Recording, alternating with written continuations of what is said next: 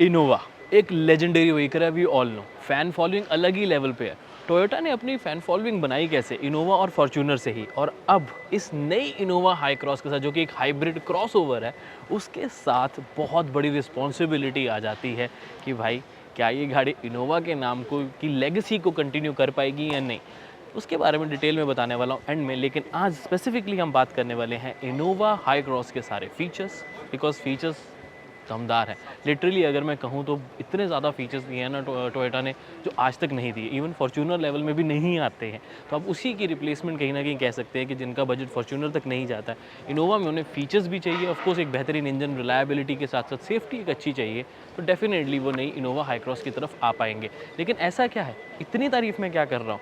Video का and तक जरूर देखिए, सारा कुछ बताऊँगा, और हाँ, जो चीज़ें नहीं हैं वो भी बताने वाला हूँ। So let's start. शुरुआत करते हैं इसके वेरिएंट से। तो वेरिएंट वाइज आपको इन्फॉर्मेशन देना बहुत ज़रूरी है। पहले तो आपको बता दूं कि टोटल 5 वेरिएंट्स हैं।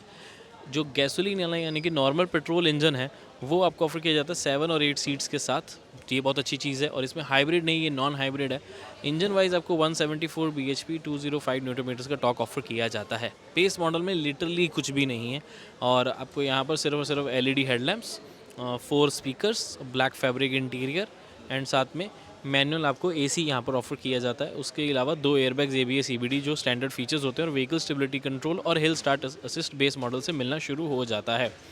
अब रही बात इसके उससे ऊपर वाले वेरिएंट यानी कि GX, उसमें आपको एलॉयज़ ऐड हो जाते हैं 16 इंचज़ के। पावर वगैरह में ऑब्वियसली कोई फ़र्क नहीं है, और साथ में ऐड किया जाता है उसमें एडिशनली एक touch screen, Android auto, Apple CarPlay के साथ। और एडिशनली आपको SOS एक फ़ीचर मिल जाता है ई कॉल का, और उसके अलावा कोई भी डिफरेंस नहीं है। ये वेरिएंट्स उनके लिए बहुत अच्छे हैं जो कि लेना चाहते हैं एक बेस मॉडल वाली गाड़ी, क्योंकि फ़ैन बेस पूरा रहता है बेस मॉडल का भी। और ये मैनुअल में नहीं, बल्कि सिर्फ और सिर्फ CVT ट्रांसमिशन के साथ आएगा। बाकी हाईलाइटेड के लिए फ़ोटोज़ आपके लिए यहाँ लगा देता हूँ, और अगर आप डिटेल ब्रोशर देखना चाहते हो तो डिस्क्रिप्शन में लिंक आपको मिल जाएगा। Next would be the hybrid variants, the VX जो कि 7 और 8 में अवेलेबल है। फिर ZX और ZX ऑप्शन जो कि सिर्फ और सिर्फ कैप्टन सीट्स यानी कि 7 सीट्स के साथ टोटल अवेलेबल किया गया है।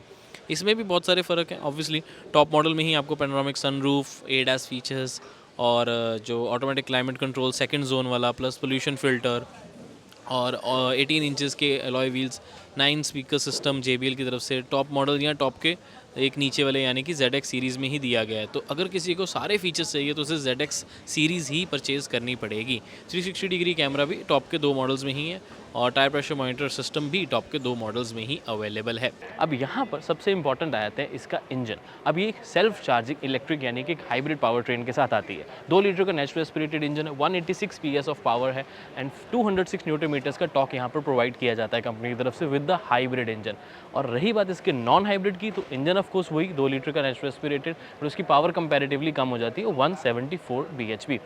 अब मुझे पर्टिकुलरली ये लगता है कि देखो, अब एक नेचुरल एस्पिरेटेड इंजन है तो कहीं ना कहीं टॉर्क की कमी आपको वहाँ लग सकती है, बिकॉज 205 Nm टॉर्क ज़रूर है, लेकिन उसकी डिलीवरी थोड़ी स्लो हो सकती है। बट वो सब कुछ अब आपको ड्राइव रिव्यू में पता लगेगा। मुझे ये लगता है कि जो हाइब्रिड इंजन है उसमें टॉर्क की कमी महसूस इसलिए नहीं होगी, बिकॉज उसमें आपको इंस्टेंट टॉर्क मिलेगी थोड़ी सी। ऑफकोर्स इलेक्ट्रिक मोटर और बैटरी की हेल्प तो यहाँ पर प्रॉपर इसको मिलने वाली है।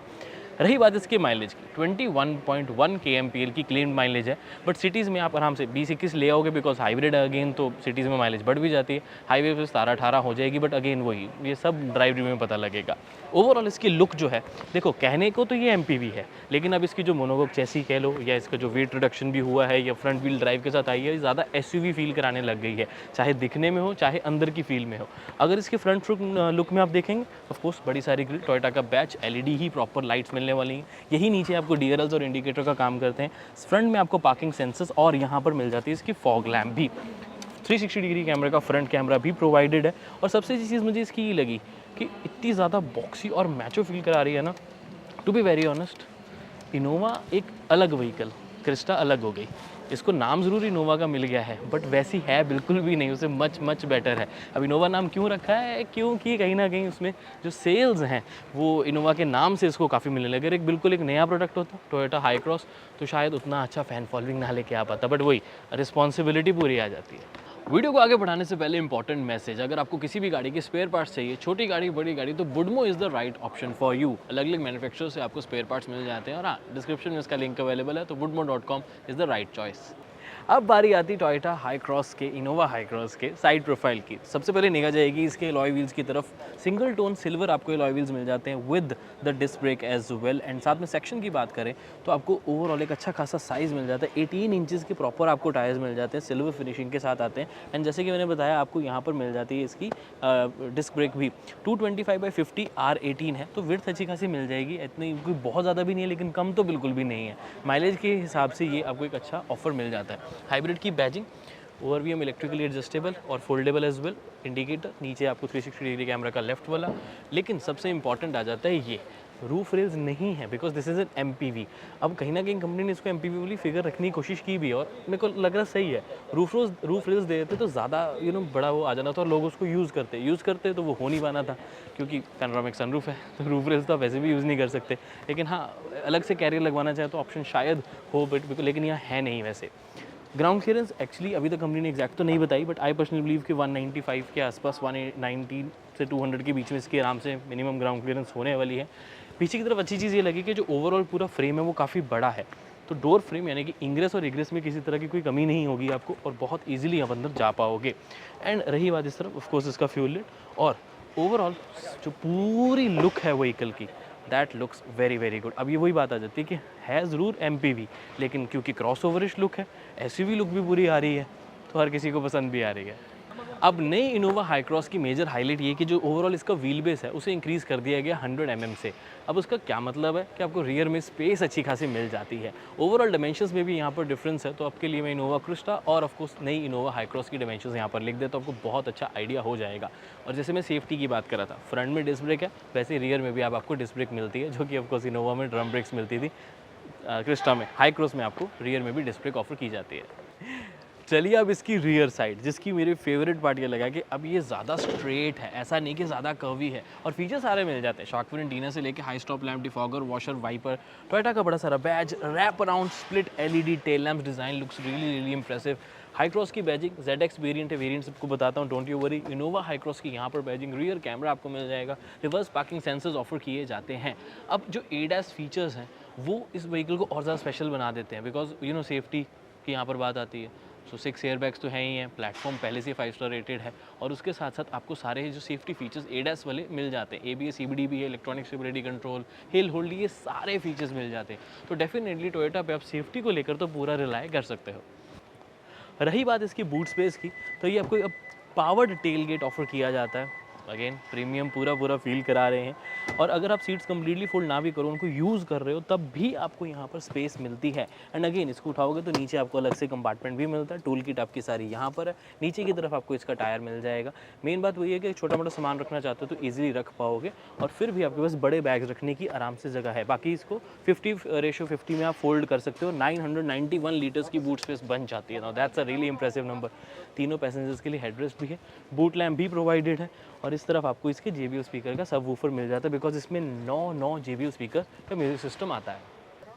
अब टोयोटा की तरफ से ये पहली गाड़ी है जिसमें ADAS फीचर्स ऑफर किए जाते हैं। सारे कंट्रोल्स आपको यहाँ मिलेंगे। This is level 2, it means lane keep assist, blind spot detection, rear traffic loss alert आपको मिल जाता है, ऑटोमेटिक इमरजेंसी ब्रेकिंग के साथ साथ अडेप्टिव क्रूज कंट्रोल जैसे फीचर्स भी ऑफर किए जाते हैं। अब सबसे इंटरेस्टिंग मुझे ये लगा है इस गाड़ी के इंटीरियर में कि टोयोटा ने पहली बार इतनी प्रीमियम और फीचर रिच गाड़ी दी है, जिसमें ऑफकोर्स 10.1 इंच की टच स्क्रीन, 7 इंच की MID यानी कि इंस्ट्रूमेंट क्लस्टर पूरा कलर्ड ऑफर किया जाता है। नाउ दिस इज जो स्टीयरिंग है बेसिकली वो आपको टिल्ट एंड टेलीस्कोपिक दोनों ऑफर किया जाता है, and also you get pedal shifters with it. And इतना ही नहीं, आपको CVT ट्रांसमिशन एंड साथ में fully automatic AC controls, ventilated seats, powered seats भी हैं ये, एंड साथ में आपको मेमोरी फंक्शन भी ऑफर किया जाता है। साथ में और आपको जो ये IRVM है ये भी ऑटो मिल रहा है। सबसे चीज़ें नीट एंड टाइडी, काफ़ी अच्छे साइज़ का है। आई होप इसकी विजिबिलिटी काफ़ी बढ़िया होने वाली है। एंड रही बात इसके एंटरटेनमेंट पर्पज़ में, तो 9 स्पीकर सिस्टम JBL की तरफ से, सेफ्टी में 6 airbags, hill start assist, descent control, सब कुछ ऑफर है। यहाँ पर traction control button, drive mode आप चेंज कर सकते हैं, एंड साथ में ऑटो होल्ड के साथ इलेक्ट्रिक पार्किंग ब्रेक और 360 डिग्री कैमरा का फंक्शन भी ऑफर किया जाता है। ना आई एम सॉरी, अभी लाइट्स हमारे पास थोड़ी सी कम है तो आपको थोड़ी क्वालिटी शायद वीडियो में उतनी अच्छी नहीं मिल रही होगी, बट नॉलेज मैं पूरी क्वालिटी वाली देने की कोशिश कर रहा हूँ।